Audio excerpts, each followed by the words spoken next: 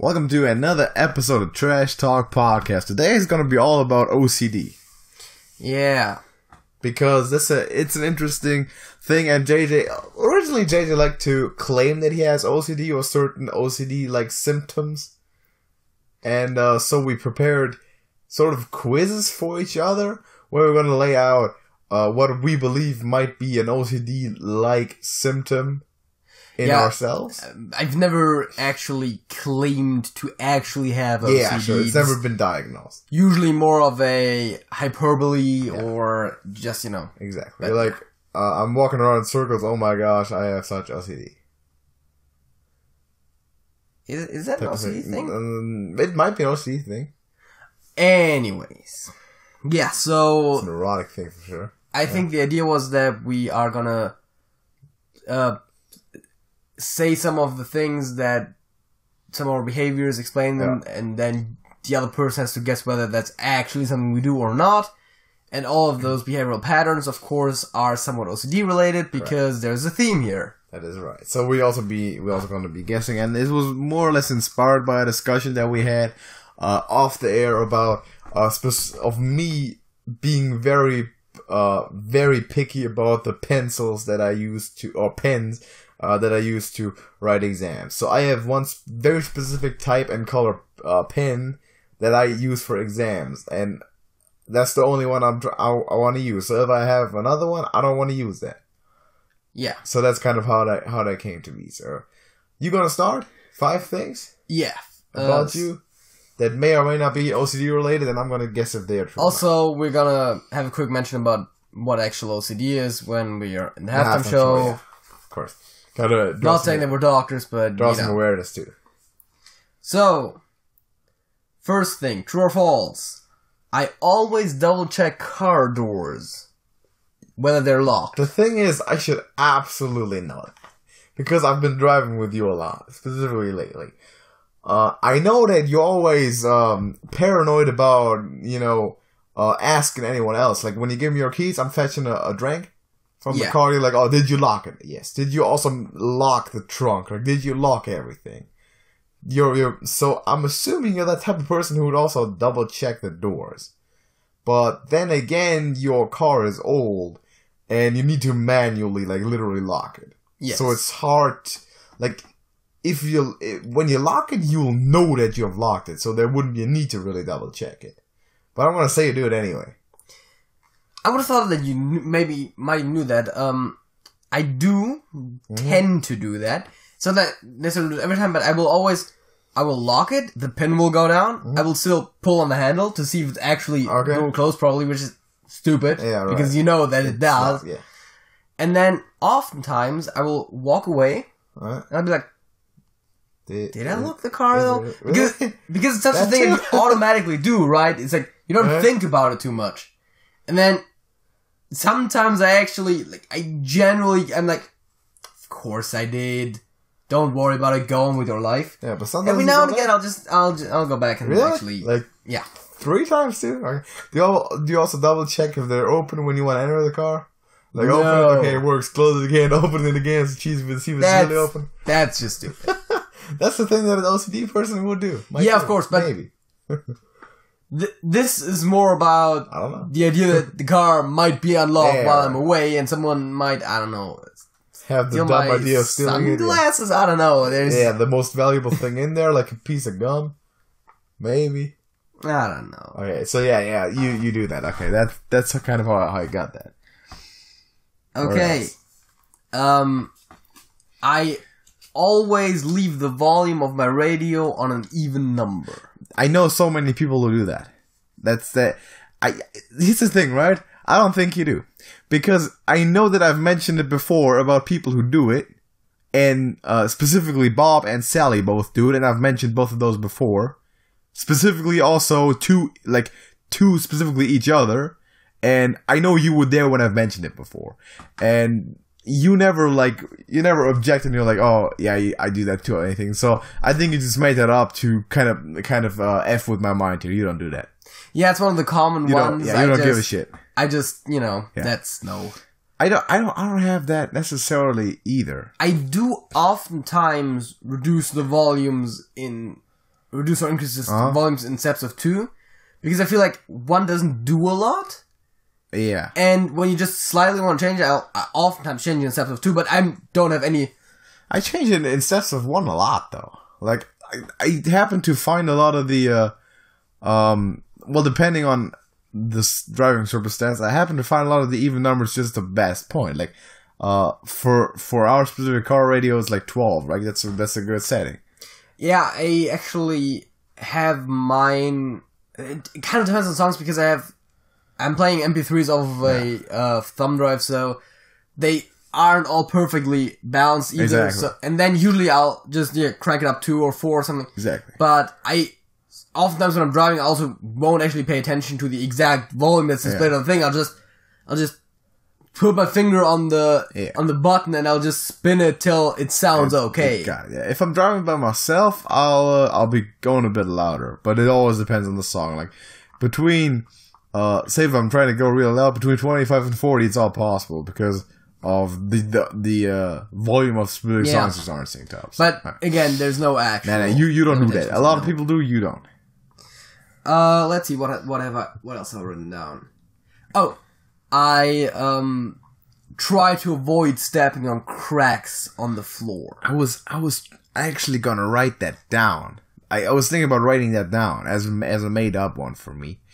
You know what? I know that probably like I'm in the minority in not caring about that too much. I know that because I like everyone does it. That's like the most common thing ever. So I'm just gonna play the odds and say you do. I generally don't. You don't? Okay. It's a thing that I used to do a lot when I was younger. Also not because I felt uneasy when I didn't do it, but just because walking home from school, nothing better to do, that kind of stuff. Yeah, just killing time. And every now and again when I'm walking somewhere, especially on my own, there's nothing else that I'll be looking down at the cracks and just be like, oh yeah, just hop skipping, I'm not stepping on them, but just playing the game though. It's not like an obsessive thing. But it's nothing that I do on a daily basis. So. And it's nothing that you'll feel uneasy if you do step on. So definitely false. Okay, so I know a lot of people have a thing with that. I don't quite understand where that comes from. If there was a legitimate gap in the floor, I might be. Oh yeah, there's a hole in there. Okay. But right no. Sure. Let's see. Oh, I always stack poker chips in stacks of 10. That is a fact. But that also just makes mathematical sense. Because that way you know exactly how much money you got. I also tend to... not that you're supposed to be counting your money while you're sitting at the table. But I also don't generally count my money, but it's when you're betting something or you're calling, it's you always know how much it is right away. I tend to do that too. It just makes sense. But I think I'm a bit more obsessive about that than you are. Yeah. Because sometimes you'll just have a pile laying there and you'll only start stacking them when it becomes relevant again. Sometimes I'll stop them. I'll just top them on. Always keep them kind of neat in that way. Okay. And also, I have a tendency to stack, sort the chips that are in the pot. Because people will be putting, when they put betting 40, they'll put a 10, a 5, and a 25. Yeah. And then the next person will also put it, and then someone stacks all that in one second. And then just sort them by color again. That makes sense. It's just more convenient for the person who ends up winning. But the thing is, I do that even when I'm not in the game anymore in the round, so that doesn't affect me personally, but I still do it. Exactly. If I've won a sum, then and we're dealing the next hand, I'm not just focused on stacking chips though. I like to concentrate more on my hand at that point. If I'm folding early, then I'll maybe I have nothing else to do, I'll play with the chips a little bit, stack them right. Well, because I generally stack the pot when I'm waiting for other people to take their turns. Exactly. And my chips are already stacked.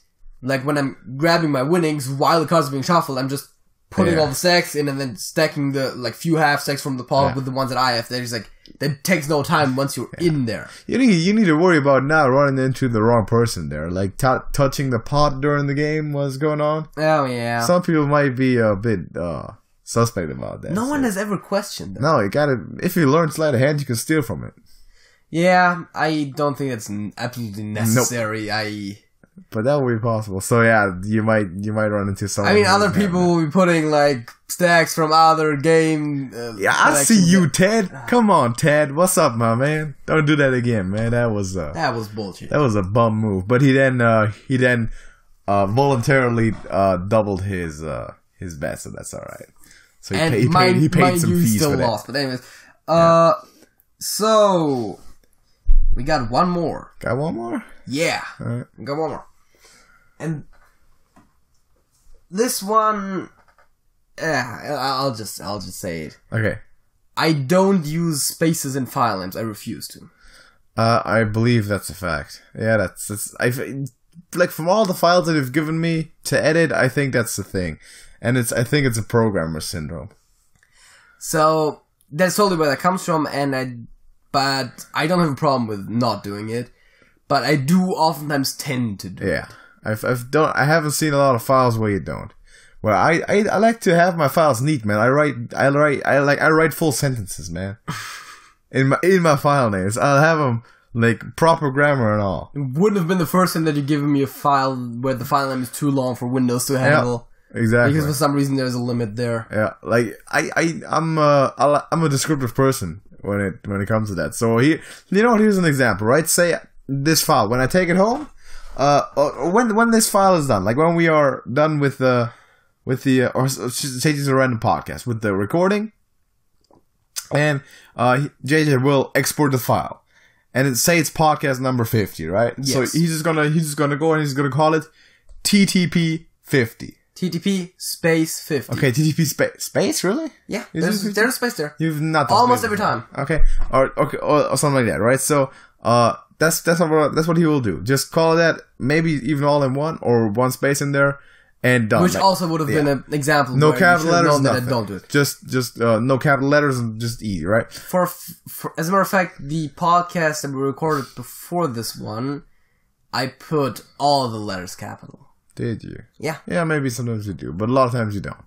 So I'll take it home, I'll edit the thing, and once I'm all done with it, I'll bring it back to JJ for the upload, right? Next time. And it'll be called podcast. What do you It's gonna be Trash Talk Podcast, all nicely spelled out, all nice words. Typically either space 60 or space hashtag 60, and sometimes it'll have like final edit in the end too. Usually you would only put podcast. You never put the Trash Talk. Yeah, sometimes I do. Yeah, I think I do. I put Trash Talk, man. You gotta check the file that I just gave you. I put trash. I swear to God, I put Trash Talk. I swear to God, it reads. Oh, fair enough. Trash Talk Podcast. Let's see. I still got a lot of old files. I'm gonna probably. Maybe sometimes I didn't. That's podcast 53. That one didn't have. Final edit though. Yeah. Mm-hmm. I think you started doing that more recently. Yeah. The final edit thing is just a note for myself, so I don't get it confused on my computer.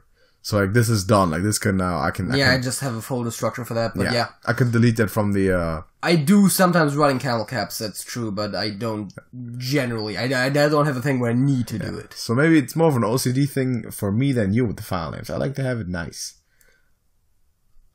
I like to have sentences in there, man. That makes sense.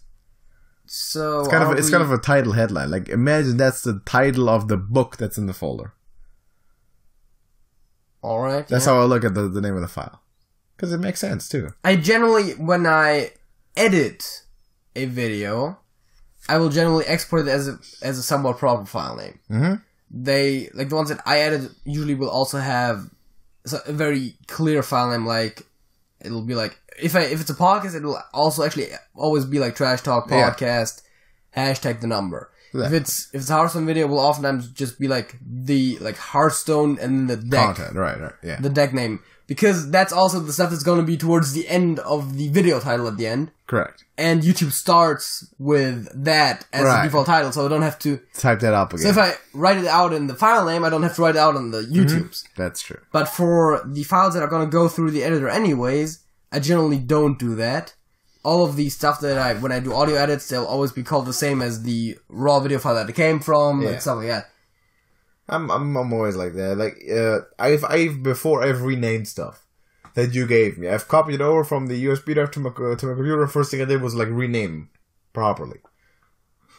Like I've done that before. That's you just put CC hashtag 1 as in cookie clicker. I put cookie clicker space episode 1 or something like that, and maybe like a note that this still needs to be added. This is the raw file or something, like cookie clicker space #1 raw. So I've done that before, but yeah, that's me. I'm a bit more descriptive with that. Let's get into halftime show, man. Yeah. I'm assuming that was all your 5. Yes. Facts or non-facts? Well, most of those were non-facts. Yeah. As a matter of fact, half of those rounded up. Yeah. So what do we got for real OCD? Well, you did some studying on that. Which is to say, open the Wikipedia article. That is correct. Well, OCD is, of course, for those of you who don't know, I'm not sure if you mentioned it, Obsessive Compulsive Disorder. Notice every single word. Obsessive Compulsive Disorder. I mean, it basically says it all, right? Yeah. I'm gonna go to the fact that no. I mean, so... That means it's a disorder, so just being obsessive and compulsive doesn't do it justice. I brought an example to him, like sleeping. You do that all the time, obsessive compulsive, but it's not a disorder, it's perfectly normal. So if you sleep, that's not OCD. And basically it's defined as... even if you do it regularly. The feel to need to check things repeatedly, perform certain routines repeatedly, or having certain thoughts repeatedly. Exactly. One example that actually lists is the thing of double-checking doors. Okay. It actually lists it in the article. Yeah. There is a lot of stuff like when people... Again, the number thing I think falls under that, where people will only be having certain numbers for their volumes and stuff. And also one of the things that they say is that it usually takes up multiple hours a day, and it usually reduces quality of life. Wow, that's a lot. Okay, so what's the difference between an OCD person and a neurotic, though? Because like this is a movie As Good as It Gets, you know that? No. This is this horribly neurotic guy who has all those habits, but he also does the door checking and all that. Like he'll lock and unlock his door 7 times specifically, like go click, click, click, like turn the doorknob 7 times. I'm pretty sure that would fall under OCD though. That's probably part of it, yeah. Yeah, I'm pretty sure neurotic is just more of a umbrella term. It's like a forced behavior, right? Like. Anyways, it affects about 2.3% of people at some point in their lives. They said during any given year, it's about 1.2% of the population. Usually symptoms appear before you're 35, and over half the patients it appears before they're 20. Yeah, so there's a lot of kids, right? Yes, and there appears to be some genetic factors, but it's not entirely that. It also is related to your upbringing, and they also list here as risk factors child abuse and stress. Okay, so if you abuse children or if you're stressed out, you're more likely to get OCD. No, if you were abused as a child. I understand. Though, if you were abused as a child, I'm pretty sure that also heightens the risk for you to abuse children. Absolutely, that's true. Causes generally are listed here as unknown in the sidebar, although down the article they do have some relations to genetics. And interestingly enough, complications, there is a very escalating list here. It says tics, anxiety disorder, suicide. Yeah, that did escalate somewhat quickly. That is true. It's also a major complication. And of course, treatment is generally done by psychiatric treatment, and then just go see a psychologist. Exactly. Slow it down a little bit. Do you want me to actually look up what neurosis is? You can do that. Just go on a tangent. Compare those two. Okay, neurosis band was a suggestion. I'm just going to assume that's punk rock. Maybe. Function of mental disorders involving chronic distress, but neither delusional nor hallucinations. Right. So it's an umbrella term, basically. Oh yeah, there's some theories about that by different people. Yeah. Some of which are more credible than others. But anyways, so that seems to be more of a broader term. Yeah. Which is what I assumed. It's just anything that's like neurotic, basically. A neurotic disorder. Yeah, I mean. Just for curiosity, what genre is the band? You're looking for the band? Post-metal, doom metal, hardcore, punk, industrial. Fair enough. Okay. I told you it's probably... I do not want to acquaint myself with this band at all. No, I just was curious. You know what? I know what I should do after recording this. You should go look up a song. because you're on a journey right now to look at find a new song every day of the current week. Yes. As a part of a small challenge to set for yourself character development wise. So that's a start. Which, interestingly enough, relates to my song of the week, kind of. Oh, okay. Is it Friday I'm in Love or something with a weekday in it? No, it's... well, don't tell me right now. When I did... I looked up a song, and while doing that, I thought of another thing that I wanted to actually... that I had heard before. Okay. And I was like, I don't have that song, but it's actually a good one. Okay. And that's one of the songs that you did this week? No, it's just in the process of doing it, and it came to mind. Of course, I knew the song already, so it doesn't qualify in my mind. Yeah. So, yeah. Finding a new song is fair enough. Okay, that's halftime show. That's some OCD stuff.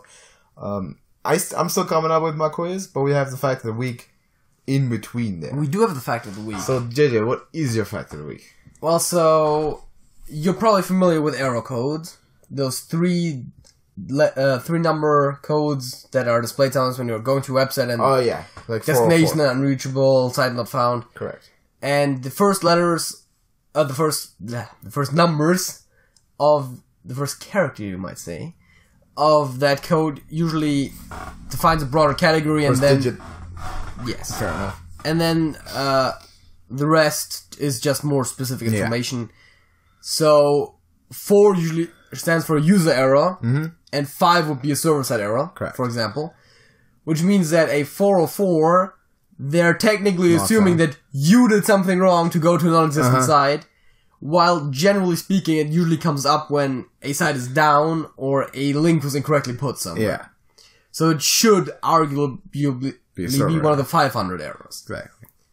So it's probably the most famous error code, though. Yes, that's why I specifically brought that one up. So that's a general bit of information. If you want to know the other numbers, I actually have not looked those up and also not remembered, but you can definitely find that out using the internet. So where does it go, like from 1 to, what, 9?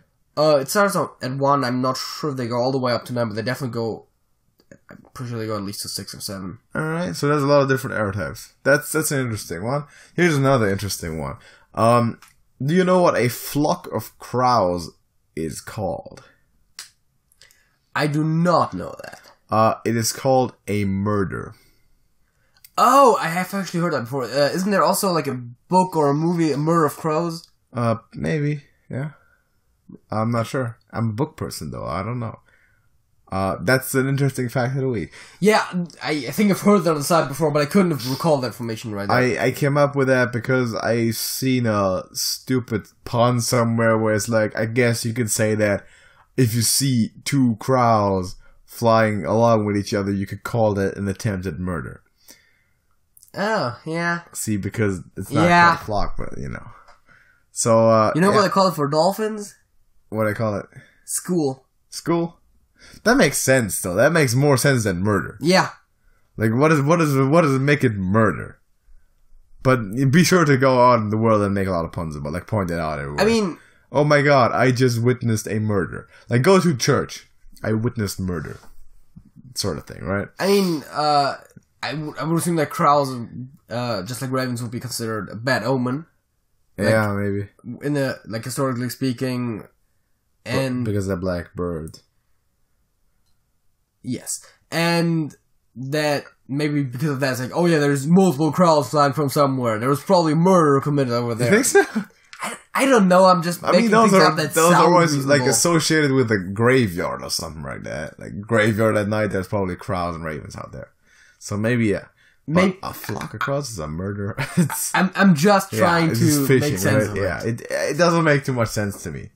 Talk about things that don't make sense. Talk about your OCD behavior. Oh yeah, my OCD stuff. Let me pull up my list, man. Okay, so a thing that I've talked about before, and I can justify myself on that later, is the specific way I like to have my seating order sometimes, right? So I mentioned that in a bus, or also in a lecture hall, or specifically a class when I'm taking an exam, I want to sit all the way in the back. Bus, most strongly. There is no acceptable seat in a bus rather than all the way in the back, in the middle. That's the only seat in a bus where I feel comfortable. Which is not that hard to find out if it's true or false, because I know for a fact that it's true, because I mentioned it a lot before, so unless you've been bullshitting me for about a few months now. Yeah, that's not the actual thing, though. Oh. The thing is, the same thing also affects me on trains. But in trains, it's a little bit worse because there is no, like, back row. Is that a fact, or is that false? So I need to, on trains, I need to find a seat somewhere. Well, if it applies to buses, it would also make sense, it would also apply to trains. Yeah. Of course, as you said, there is not really a good seat for that type of thing. Mm-hmm. But I'm just gonna say that it's true anyways. It applies for buses, so it would make sense, but it doesn't make sense because in trains I don't give a shit. Like trains, I don't even mind. I'll get in a train, I'll sit anywhere. I'm assuming it would be the same in an airplane. Just sit anywhere. I don't care. Train, like I don't even care if I'm facing the direction we're going or back. Doesn't matter. Bus, like a bus is like all my awareness, all my senses get up when I enter a bus. Train, I don't care. I can sleep in a train. I'm not sleeping in a bus unless I'm sitting exactly right where I want to be. I'm not sleeping in the bus anyway. But the same with the earbuds too. Like I can close my eyes, listen to music on a train, sitting somewhere in a regular seat. In a bus, I'm not sitting all the way. I can't see anyone, and I cannot see everyone in that bus. I'm not listening to music on both ears because I don't know why, but I feel like in a bus, anything could always happen. Like people will just come up behind you and just start smacking you. You get assaulted. In a train, I don't have that. From watching the news, I would assume that happens more on trains than buses. Really? Yes. I don't know. Like in a bus, maybe it's a bit of more of a confined space. In buses, you have more. In a train, you have more space to get up, maneuver around, and like position yourself correctly. If you would need to fight, but in a bus, like someone will like you close your eyes. In a bus, someone will come up behind you with a lock in the sock, and you're done. Like I don't know. That's in a train. I don't really care. So. I could have almost guessed that's the answer because the other thing would have been too obvious, but yeah. I know that doesn't make a lot of sense. No, it doesn't. But, that's how it is. I mean, the bus thing in general probably doesn't make a lot of sense. No, the train thing makes more sense, but in context of the bus thing being a thing, it doesn't. Yeah, exactly. So, also another thing is, I'm very fond of digital clocks. Because a problem that I have with the regular old school clock is that if I look at it and there's a second hand on there, I have the habit that I will keep looking at it until the second hand completes a full minute. Like say I look at the clock and it's like 20 seconds to go to a full minute, I'll keep looking at the clock. And I can't really look away. It's like I need to wait. Okay, full minute, that second hand just hit the top. This point north. That's when I can look away. But other than that, can't look away, man. It's uncomfortable. Need to be looking at it. That sounds so made up. I'm gonna say it's false. It's actually false. I thought that sounded really good, man. I thought that was really convincing. Cause that's one of those things, man. That's something for r/oddly satisfying, which is a thing. I know that's a thing. I've been there before. Okay, see, that's one most of the stuff is just not even. I know. But some of it actually totally is. But I totally could have got you with that. That was okay. So, I never enter a situation by myself with in a confined space with a stranger without a blinky on me and a phone. If I know that this is gonna happen, I will prepare that. Fact or not a fact? I'm gonna just say false. False. I typically carry my phone anyway if I'm in public spaces or anything, but I'm not having a makeshift shank or anything. Like, I know a lot of people, specifically former prison inmates, they learned that. You know a lot of people, especially former prison inmates. Continue. Yeah, they learned that in prison. Like, you always need to be carrying a shank. Like, you have like just a sharp pencil in your sock, right? But that's not really. I have a phone typically, like I have it with me, but not specifically because of that. So I don't really have a huge problem with that. Actually, yesterday we were with a group of people that we were loosely acquainted with. Uh huh. And one of their acquaintances, weird bunch too, just explain to someone else like how to stab a person with a knife while taking out her knife and demonstrating the pose she would strike. Like standing in front of them, be like, you know what? If I get a fight, I know how to stab. Pulls out a knife and just starts like mock stabbing me right in front of the air right in front of me. Oh, you're right. She demonstrated it to you later too. I was standing right there, like there it is. Like okay, good to know. There, or there. Yeah, exactly. Like go for D there. Wow. Okay. So you're one of those people, huh? Like, always carrying a blanket with you. Yeah, fair enough. I typically, this is another one, will favor big tasks over small tasks, but in an irrational way. Like, the best way to demonstrate this is in, like, walking, right? So, I would rather, get up and literally walk for 2 hours to visit my grandparents than get up, pick up, and just walk downstairs to empty out the trash can in my room. That's like, I'm not gonna do that, that's too much effort. But then I'm like, alright, I just walk, have like a walk for 2 hours, visit my grandparents, I'll do that. No problem. That's okay, that's not too much effort. The really small thing, I'll be like, nah, too much effort, not feeling it. True. That is absolutely true. That's also not that unusual of a thing, actually. Really? I find that weird. I kind of have that too sometimes though, when it's like, I have to do something and you almost know that it's not going to take more than 5 minutes, and you just, for some reason, refuse to do it. Exactly. But if you have to go somewhere for like 5 hours and do something, it's like, yeah, sure. I guess I've got to go there and do that. Yeah. I got a piece of cardboard box on my floor, man. Still sitting there. Oh god. Been there for weeks. I'm not picking it up. So, but that's one of those things because it's always, I guess it feels more easy to be like, oh yeah, I'll do it later because I'll also still have 5 minutes because later. I know that I can always do it, right? Exactly. And for the big things, you can't procrastinate them as easily because you will still need the time to do it later. Exactly. And you know you have time now. Yeah. And oftentimes, also some of the bigger stuff will be scheduled. Exactly. You can't really progress in something that's scheduled. Well, yeah, that's true. So that is actually a fact. And the last one that I have is concerned with clicking links.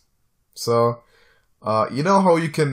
That's because you spend too much time on Reddit. Okay, continue. Possible. You know, I can middle click a link and it'll open up in a new tab? Oh, yeah. So, I basically always do that. I almost never regular click a link. If I'm on YouTube, YouTube starting page, and I find a video like just I want to watch, I'll middle click it or just click like left and right button at the same time, open a new page, and I'll go up to the taskbar and close the current page that I'm on.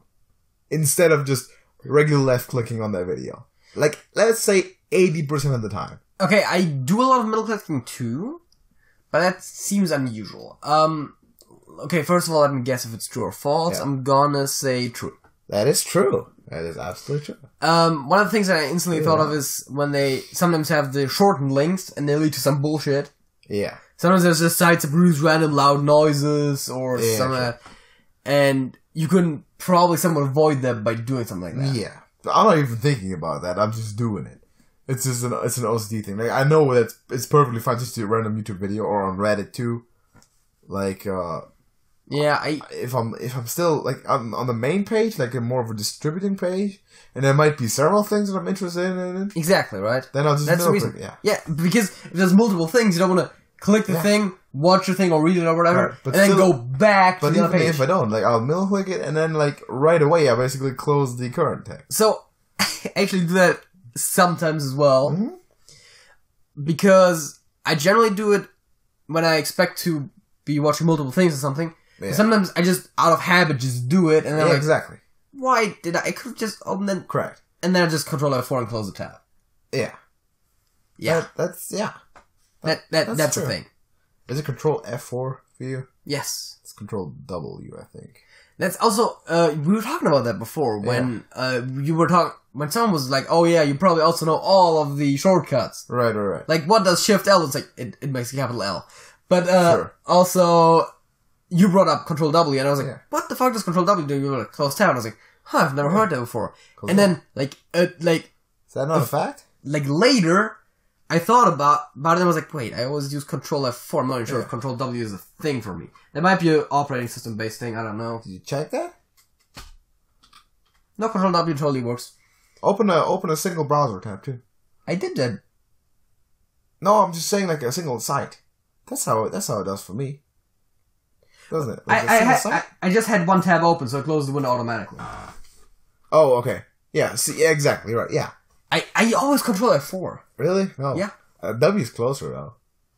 Isn't it? I never even knew that Control W was a thing. I only figured out Control F4 basically on accident, by chance, because I knew that Alt F4 closes the window, and oftentimes the Control and the Alt version of something do something similar. So I was like, alright. Does Control F4 close the tab? It's like, yeah, it totally does. Okay. Yeah, I'll just use Control W.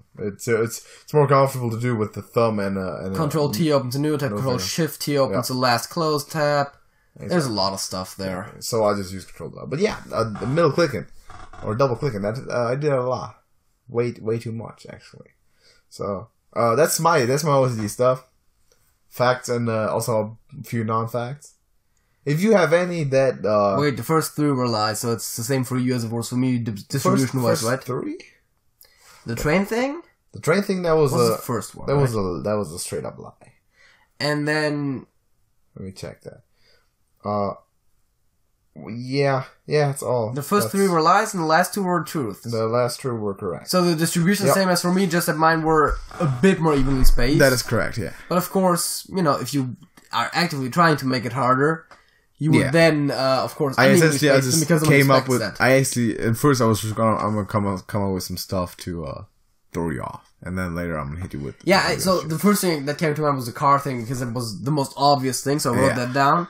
And then I wrote down some fake ones because it's easier for me to always come up with a lot of the fake ones with the true or false things because you can easily make something up, but to think about yourself and reflect on all that stuff, it sounds a bit complicated. So I wrote down two fake ones. I thought of a third fake one. I was like, I'll just put that at the end and leave the line empty in between.